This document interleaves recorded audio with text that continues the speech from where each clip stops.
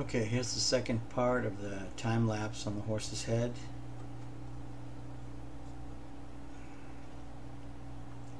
I've got most of the upper head laid in, basic tones, my shapes and design, shading all in the direction of the skull and the short hair, and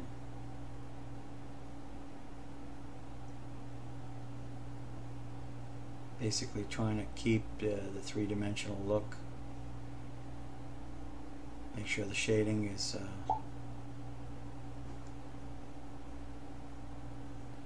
goes along with the structure and the direction, and still keeps our design.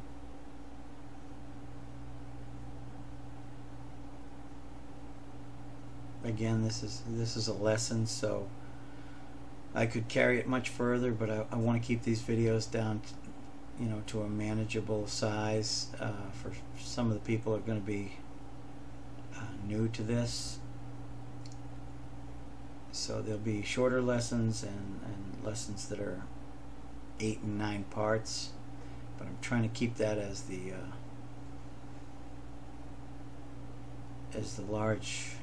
larger size. And I don't know if anybody's going to want to work more than 3 or 4 hours on a drawing. It takes time to build that kind of patience.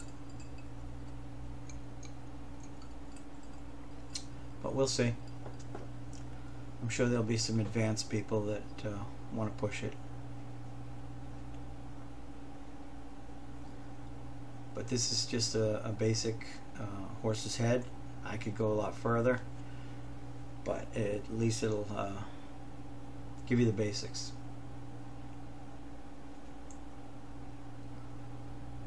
Like I mentioned earlier in the first part, we have the ears and the mane that are dark up top. The eyes are dark across the upper central region, and the neck and the nose and around the mouth will balance the darks, so that way the drawing has weight in all the areas. It's not off balance. And then we'll just touch it up until it's good. I mean, you can keep going. I mean, I do. A lot of times I'll finish the drawing and I'll leave it where I can see it, come by it as I come in the house or by my studio, and I'll touch it up here and there until I get it where I'm okay with it, where it's functioning like I intended, focal points where I wanted, and my eye's not going to areas in the drawing that I don't want them to. It's just, if you start getting distracted off center, then usually there's something out of place. So I'll go and I'll work on it and knock something back, or add a little detail more on toward where I want everyone to look. Like I said, it's the eyes usually. If you're doing a headshot like this, even when you're doing full body, it still depends a lot on the eyes. If they're looking at least somewhat in your direction. Like if I did a deer, I might focus on the whole head, so the eyes, antlers were the central point, and then you can lead right into that with whether it's grass or dead trees or the body position. And it just, if you spend a little time on your composition, your drawings will come out a lot better. I mean, I learned this over time. I used to just put the main object in and then worry about filling after, and when I started thinking about the whole thing first, there was a lot fewer changes on the way, and it just seemed to be a lot more balanced when I was done, and I arrived at that point a lot faster and easier. As you can see here, there was also from my source photo, there was also a spot on the nose which tied in fairly good with the forehead, but I decided to take it out later in the drawing, because because of the way the lighting was. The end of the nose is catching less light, and when I was shading that, the white was just very distracting. When you're doing oil painting, it's a lot easier to do a very subdued white, like it's in shadow, but with pencil there's a lot less range.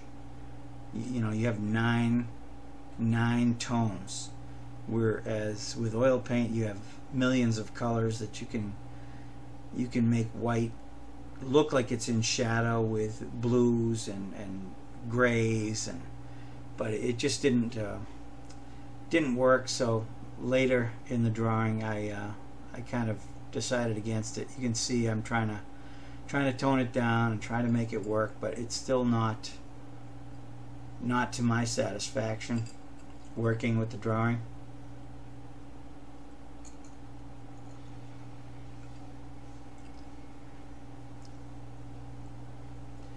See, I'm still trying to work it a little bit, and I keep adding more and more tones, and then all of a sudden it's like why keep fussing with it, because now it's almost invisible.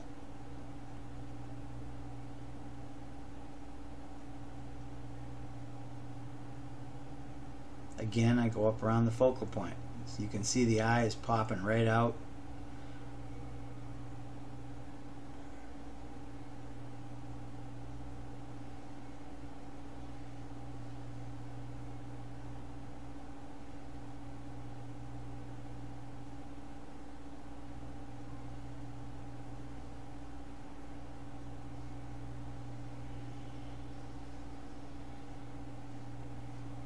Darken the neck in a little bit and bring it down. Again, I want to fade out of the picture a little bit without being distracting. So now I'm going in, touching up, punching up a few of the areas to just get it just finished enough so that the viewer stays where you want them to be.